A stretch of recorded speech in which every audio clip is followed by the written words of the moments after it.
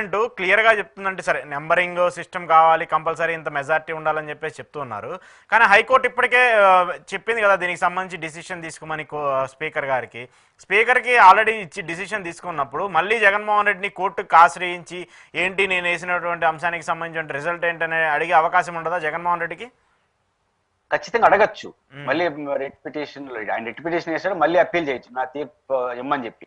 కానీ రిక్వెస్ట్ చేయొచ్చు తప్ప డిమాండ్ చేయలేదు.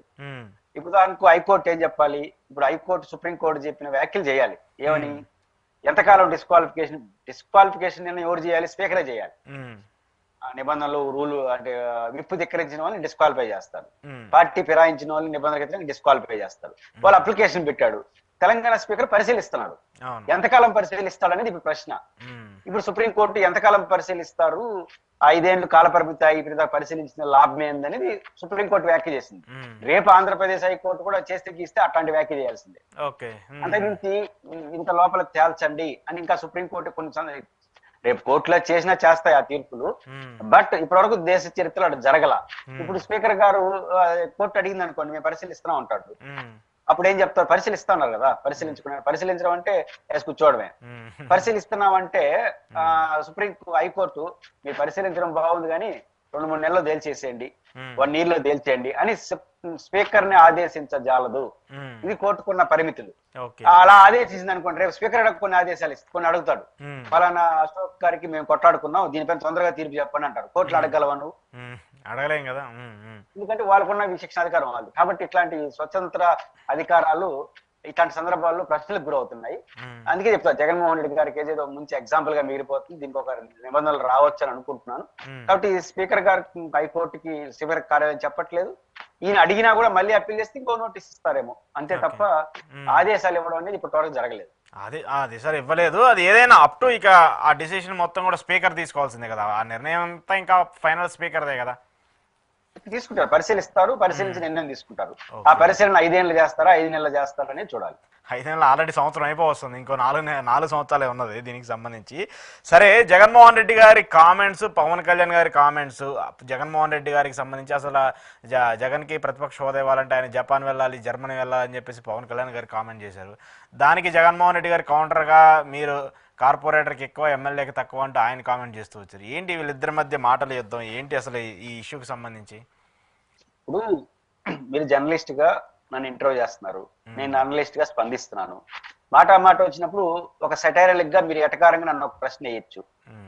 నేను అప్పుడు ఏం చేస్తాను, నేను కొంచెం గట్టిగా ఎటకారంగా మీకు సమాధానం చెప్పాల్సి వస్తుంది.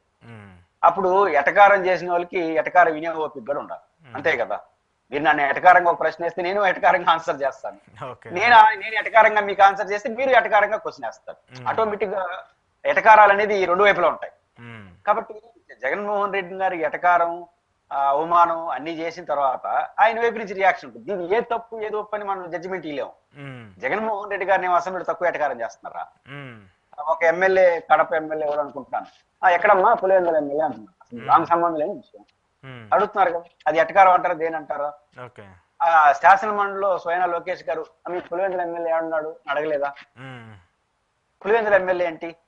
యాజ్ పర్ రూల్ ప్రకారం వైఎస్ఆర్ కాంగ్రెస్ పార్టీ శాసనసభాపక్ష నాయకుడు కదా, టెక్నికల్ గా ప్రతిపక్ష నాయకుడు కాకపోతే యాజ్ గ్రూప్ లీడర్, 11 మంది గ్రూప్ ఆయన నాయకుడు. ఒక గ్రూప్ ఫ్లోర్ లీడర్ ఆయన. ఫ్లోర్ లీడర్ వేరు, హౌస్ మెంబర్ వేరు. హౌస్ మెంబర్ స్థాయి దాటి మరి. కానీ మీరు ఫ్లోర్ లీడర్ అని పక్కన పెట్టేసి పులివెందుల ఎమ్మెల్యే కాదా? అవును.